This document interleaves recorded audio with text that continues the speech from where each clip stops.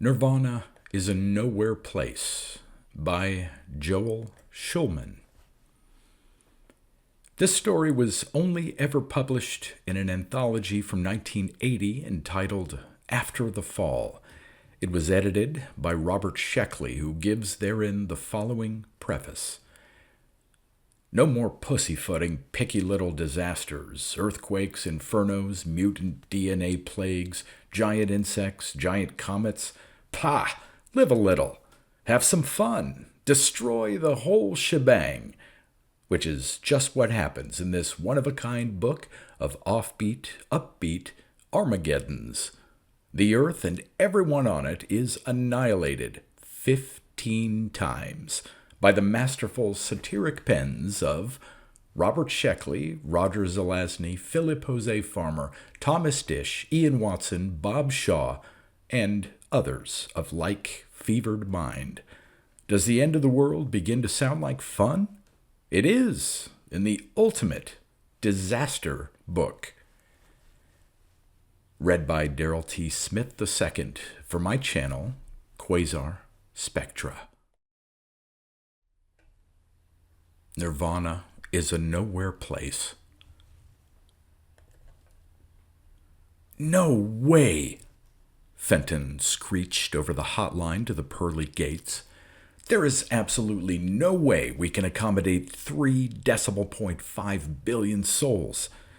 Tough shit. You're gonna have to, St. Peter rejoined. Negative. We're up to 4 sets of books as it is, let alone resources. We just had to put white robes on the endangered species list. Halos have become a luxury item for only the very, very holy and the heavenly host. We'd like to help, but there's a bottom line. Be a nice guy, St. Peter warned. You know how it is. Nobody loves a comptroller anyway. I'm doing my job, Fenton said. I'm just doing my job. St. Peter laughed until he gasped. The last 1,000 guys who got up and told that one got sent straight downstairs. You preserve your humanity, Fenton, or I'll talk to the Lord about you.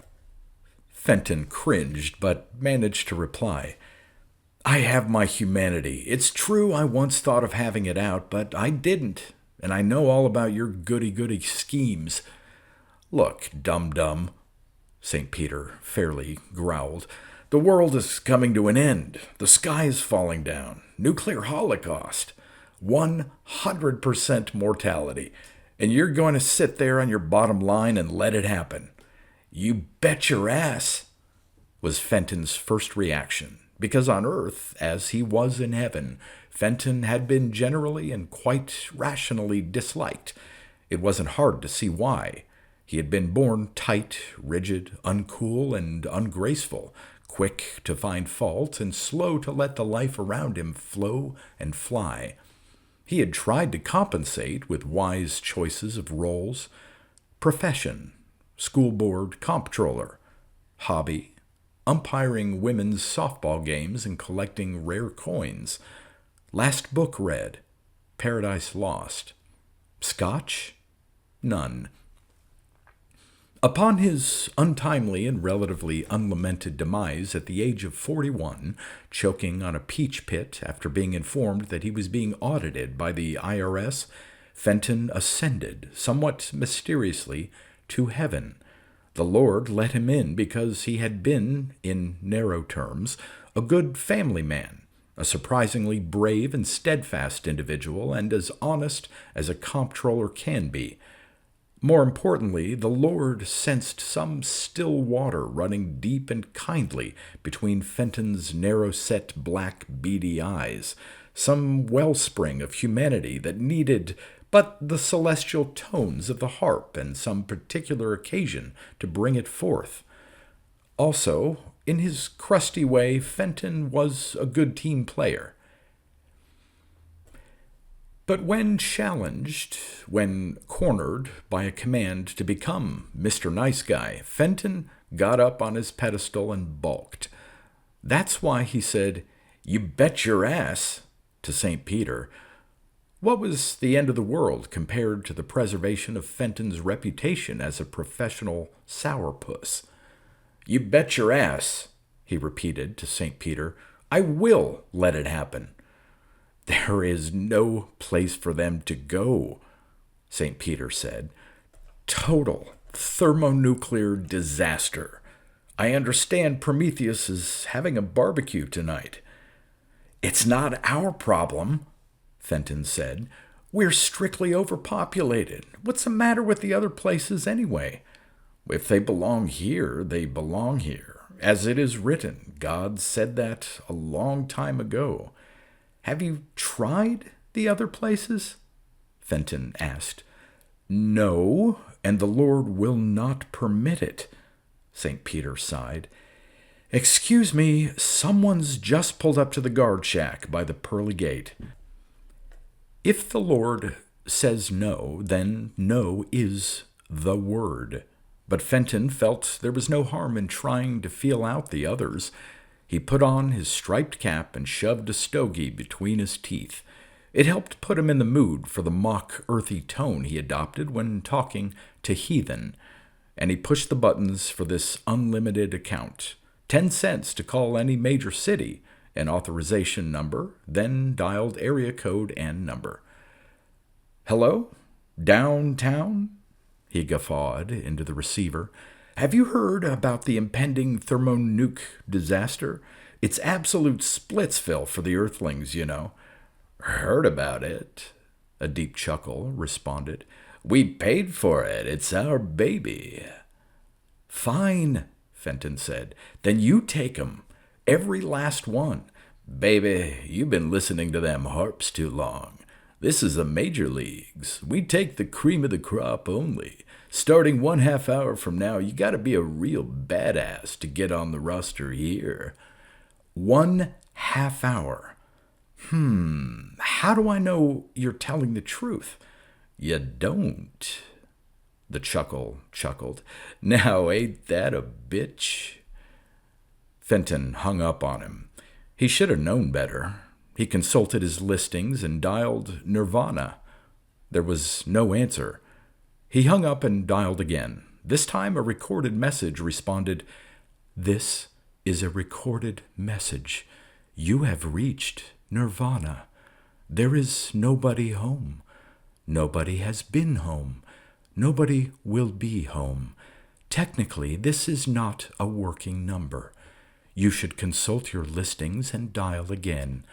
However, should you care to leave a message, you may speak cautiously upon the sound of the tone." Fenton was honestly enraged. "Out to lunch, huh? Spinning your prayer wheels? Too ethereal to speak with a heavenly host? Well, hoity-toity, listen and listen good, punks. Now, in half an hour, maybe less, the Earthlings will buy the farm. Every last mother's child of them. Boom, boom, O-U-T. No Satori, just goom-by. And we don't have enough room, even for the pure Judeo-Christian types. Now, you can play all the games you want, but I know you got nothing there. You got no harps, no houris, no barbecue, no nectar or ambrosia, no nuttin'. Let's face it, Nirvana is a nowhere place, an underdeveloped afterworld.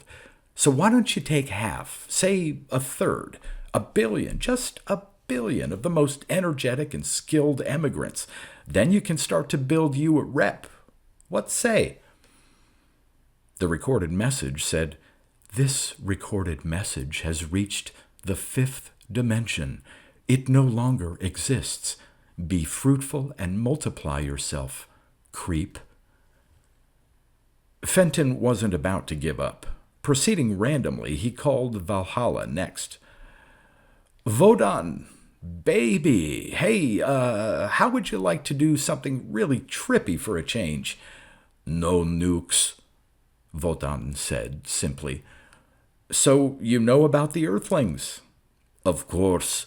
Plus we got enough troubles. The Valkyries want equal rights. Someone has stolen our mead recipe. Sorry, Fenton, but..."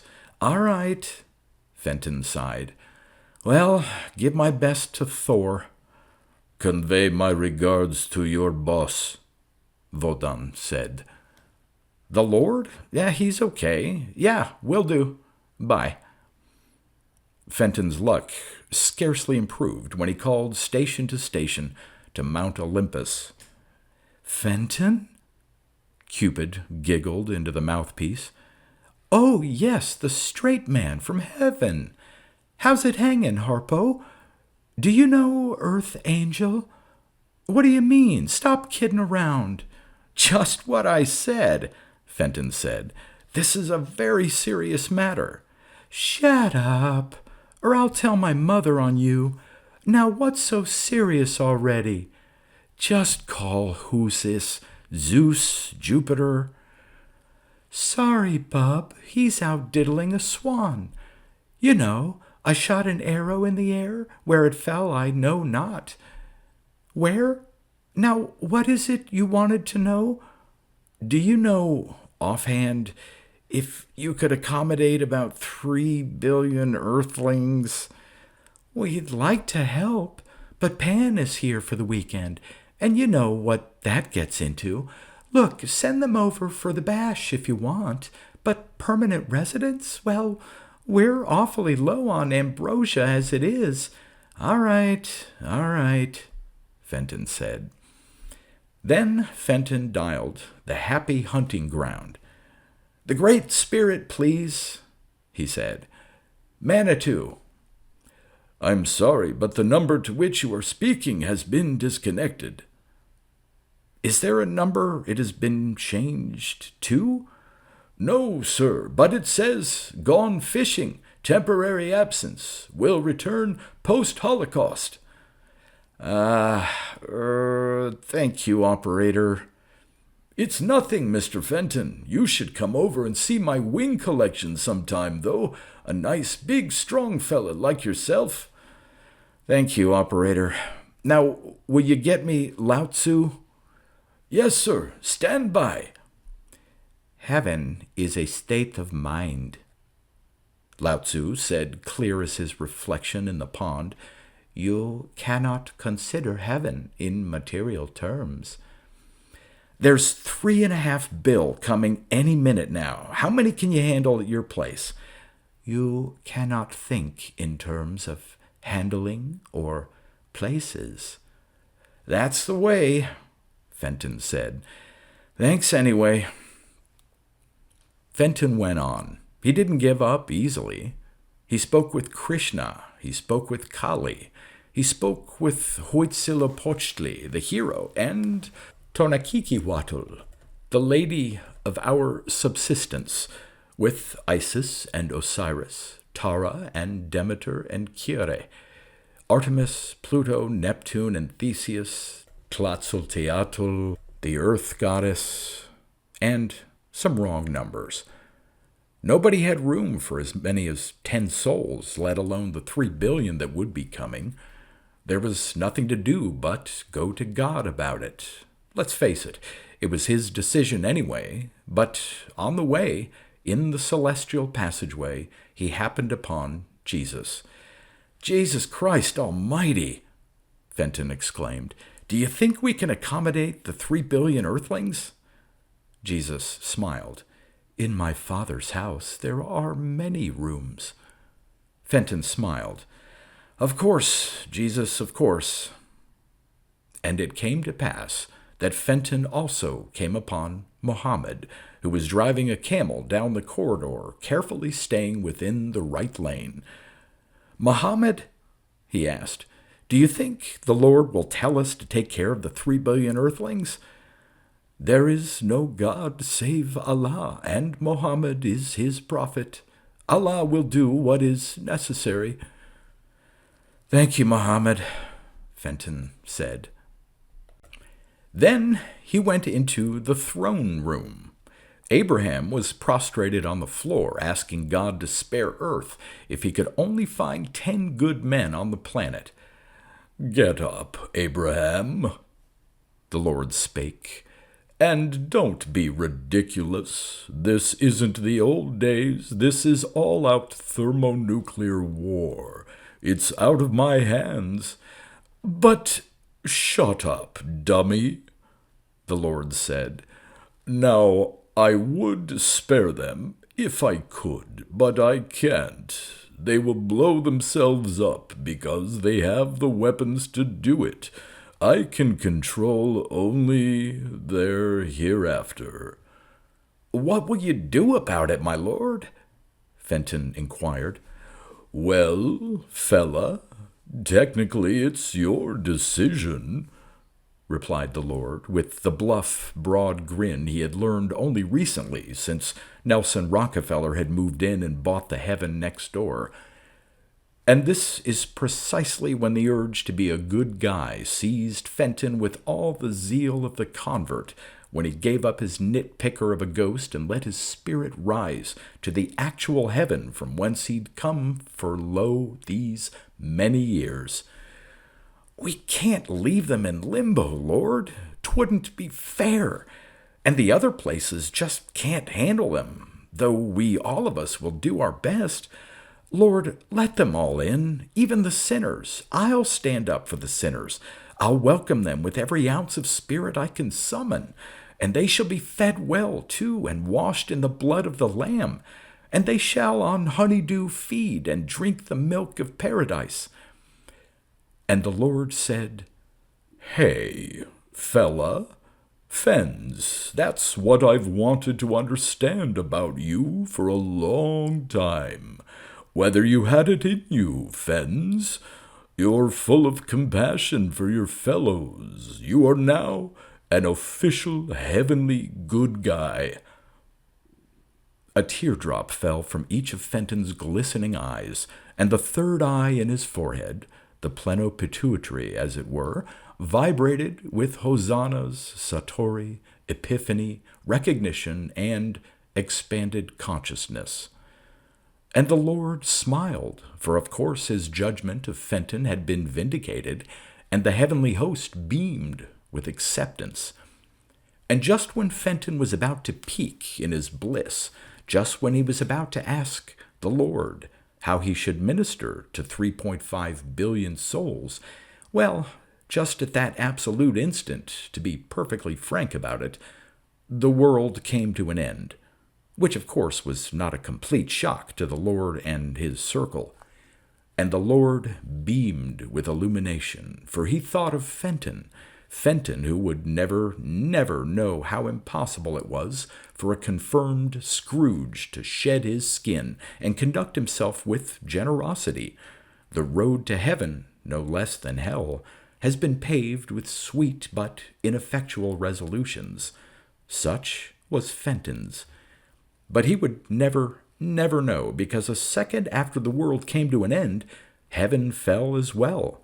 Some imaginary demarcational line between material and spiritual phenomena had been breached by the endlessly chained reactions of the split atoms. God, his Godhead conscious at the peak of his form, knew the end was coming, and it came for heaven as it did for paradise, hell, Valhalla, and all other thereafters. Everything came to an end. Nirvana became a truly nowhere place. Everything came to an end, including Fenton, who went out a winner, never imagining how many earthlings he would have tried to help, but sooner or later bureaucratized. And who knows, maybe, had it all gone on, maybe he would have remained high in the congregation of the righteous.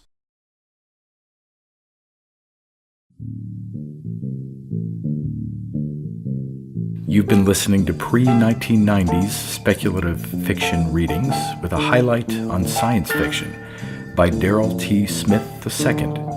Please consider clicking the donation link in the description box. Thank you so much for your time and your imagination.